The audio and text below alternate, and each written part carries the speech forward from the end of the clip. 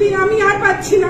তৃণমূল পঞ্চায়েতের সদস্যের সঙ্গে প্রধানের চুলোচুলি, মুখে ছেটানো হলো কালি। তুলকালাম খড়গপুরে পঞ্চায়েতের কাজ পাওয়া নিয়ে বচসা, ক্রমে বচসা গড়ায় হাতাহাতিতে পঞ্চায়েত প্রধানের সঙ্গে পঞ্চায়েতের এক সদস্যের শুরু হয় মারামারি, মুখে ছিটিয়ে দেওয়া হয় কালি। তুলকালাম পশ্চিম মেদিনীপুরের খড়গপুর পঞ্চায়েত কার্যালয় জেনারেল বডি মিটিং এ শুক্রবার বিকেলে পশ্চিম মেদিনীপুর জেলার খড়গপুর 2 নম্বর ব্লকের চাঙ্গুয়াল গ্রাম পঞ্চায়েত কার্যালয়ে জেনারেল বডি মিটিং ছিল। সেই মিটিং শুরু হওয়ার আগেই সুজাতা দে নামে তৃণমূল কংগ্রেসের এক পঞ্চায়েত সদস্য অভিযোগ করেন তার এলাকায় কোনো কাজ করতে দিচ্ছেন না গ্রাম পঞ্চায়েত প্রধান দীপালি সিং। বিষয়টি নিয়ে পঞ্চায়েত সদস্যের সঙ্গে প্রধানের কথা কাটাকাটি চলতেই প্রধান দীপালি সিং পঞ্চায়েত সদস্য সুজাতা দেকে মারধর করেন, তার গায়ে কালি ছিটিয়ে দেন বলে অভিযোগ। এরপরই তৃণমূল কংগ্রেসের মহিলা কর্মীদের সঙ্গে নিয়ে অঞ্চল অফিসের গেটে তালা ঝুলিয়ে দিয়ে বিক্ষোভ দেখান তৃণমূল কংগ্রেসের পঞ্চায়েত সদস্য সুজাতা দে। অভিযোগ, মহিলা তৃণমূল কর্মীরা গ্রাম পঞ্চায়েত কার্যালয়ের ভিতরে ঢুকে প্রধানকে মারধর করেন, তার জামা কাপড় ছিঁড়ে দেওয়া হয়।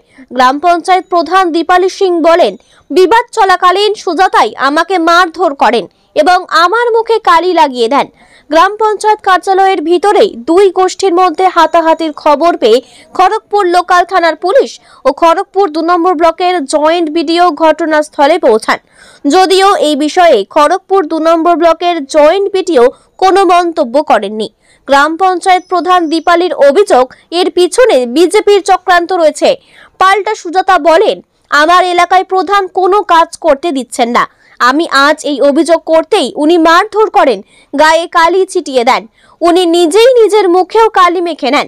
সব মিলিয়ে অভিযোগ পাল্টা অভিযোগে সরগম খড়গপুর গ্রামীণের চাঙ্গুয়াল এলাকা। আমাকে অব্যাহতি দিন দিদি, আমি আর পাচ্ছি না। ধন্যবাদ।